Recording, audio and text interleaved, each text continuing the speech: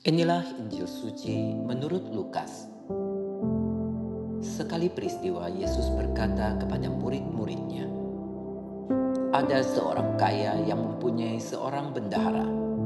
Kepadanya disampaikan tuduhan bahwa bendahara itu menghamburkan miliknya.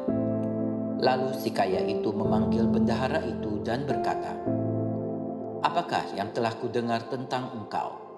Berilah pertanggungjawaban atas urusanmu, sebab engkau tidak boleh lagi bekerja sebagai bendahara.' Berkatalah bendahara itu di dalam hatinya, 'Apakah yang harus kuperbuat? Tuanku memecat aku dari jabatanku sebagai bendahara. Mencangkul aku tidak dapat, mengemis aku malu. Aku tahu apa yang akan kuperbuat, supaya apabila aku dipecat dari jabatanku sebagai bendahara, ada orang yang akan menampung aku di rumah mereka.' Lalu bendahara itu memanggil satu demi satu orang yang berhutang kepada tuannya. Katanya kepada yang pertama, 'Berapakah hutangmu kepada tuanku?' Jawab orang itu, 100 tempayan minyak. Lalu kata bendahara itu kepadanya, 'Inilah surat hutangmu. Duduklah dan buatlah surat hutang lain sekarang juga, 50 tempayan.' Kemudian ia berkata kepada yang kedua, 'Dan saudara, berapakah hutangmu?' Jawab orang itu, 100 pikul gandum. Katanya kepada orang ini, 'Inilah surat hutangmu. Buatlah surat hutang lain, 80 pikul.' Bendahara yang tidak jujur itu dipuji oleh tuannya, karena ia telah bertindak dengan cerdik.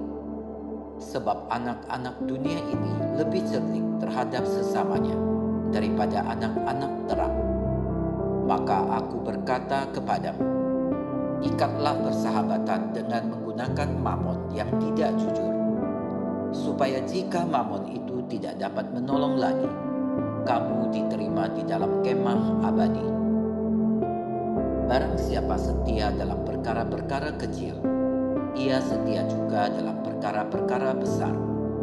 Dan barang siapa tidak benar dalam perkara-perkara kecil, ia tidak benar juga dalam perkara-perkara besar.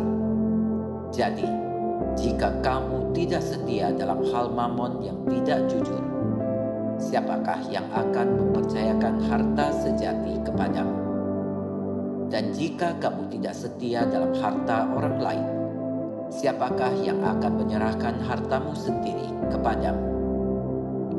Seorang hamba tidak dapat mengabdi kepada dua tuan, karena jika demikian, ia akan membenci yang seorang dan mengasihi yang lain, atau ia akan setia kepada yang seorang dan tidak mengindahkan yang lain.